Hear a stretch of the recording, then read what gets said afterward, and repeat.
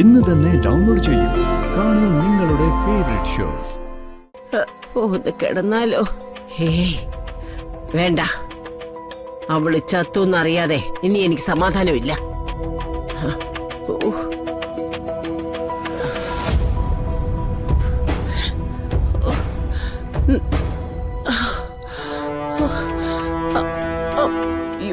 അയ്യോ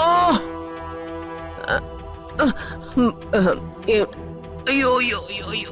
എന്താ അമ്മേ? എന്ത്?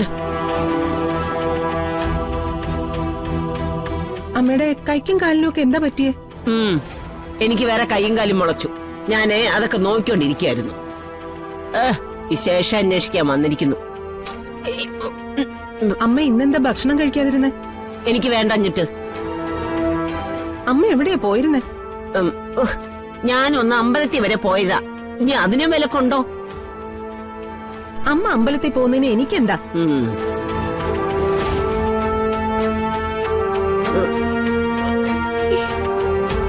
അയ്യോ അയ്യോ അയ്യോ.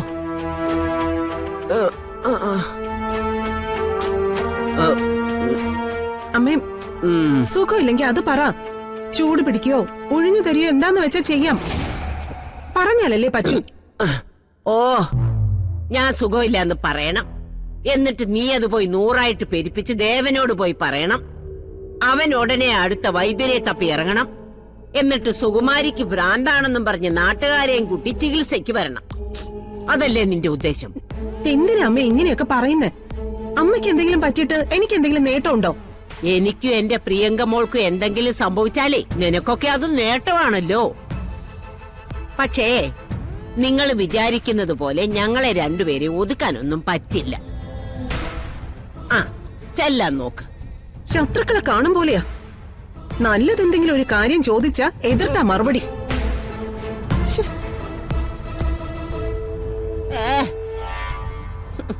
നല്ലത് പറയാൻ പറ്റിയ നാവ്.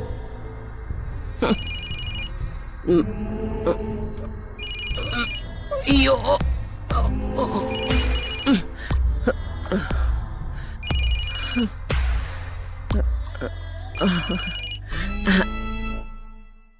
എന്തായടി മോളെ?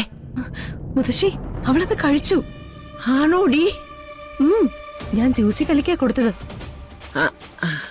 അടുക്കളയിലേക്ക് ഞാൻ ചെല്ലുമ്പോ ജ്യൂസ് ഉണ്ടാക്കിക്കൊണ്ട് നിക്ക.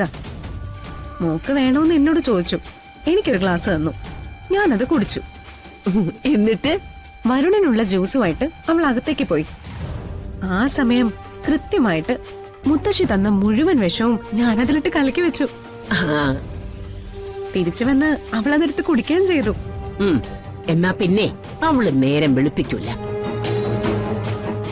മുത്തശ്ശി, എത്ര നേരം പിടിക്കും വിഷം എഫക്ട് ചെയ്ത് തുടങ്ങാൻ? അതിനധികം നേരമൊന്നും വേണ്ടടി മോളെ. ഇനി കണിമംഗലത്തുനിന്ന് ആറ്റുവാശ്ശേരിയിലേക്ക് ഒരു ഫോൺ വരുന്നതേ അവളുടെ ചാവ് പറയാനായിരിക്കും. ഞാനും അതാ കാത്തിരിക്കുന്നെ. നാളെ അവളുടെ അവസാന യാത്രയാവട്ടെ.